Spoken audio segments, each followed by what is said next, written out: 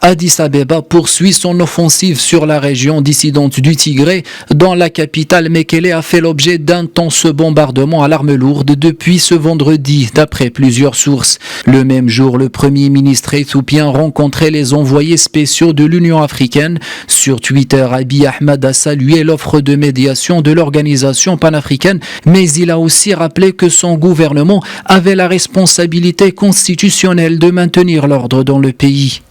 J'aimerais exprimer ma plus profonde gratitude au président sud-africain Cyril Ramaphosa qui assure la présidence tournante de l'Union africaine, ainsi qu'aux envoyés spéciaux de l'Union pour leurs efforts afin de comprendre nos opérations, afin de restaurer l'état de droit. Recevoir la sagesse et les conseils de la part de respectables aînés est une culture hautement appréciée dans notre pays.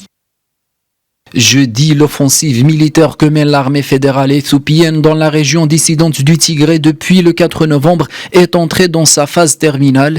Alors que les combats se poursuivent, Asmara, la capitale de l'Érythrée, a de nouveau été visée par une roquette. Ce deuxième tir visant l'Érythrée ranime les craintes d'une régionalisation du conflit, alors que la communauté internationale s'inquiète de ses répercussions sur les civils.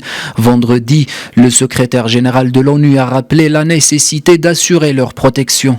Il est indispensable d'assurer la protection des civils, les droits humains et l'accès à l'aide humanitaire dans les zones touchées. Les Nations Unies apprécient l'engagement réaffirmé du Premier ministre éthiopien et de son gouvernement envers ses obligations.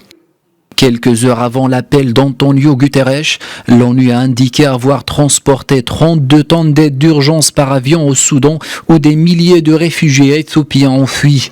Alors que près de 44 000 réfugiés ont traversé la frontière soudanaise, le Haut Commissariat des Nations Unies pour les réfugiés indique qu'une deuxième cargaison est attendue lundi.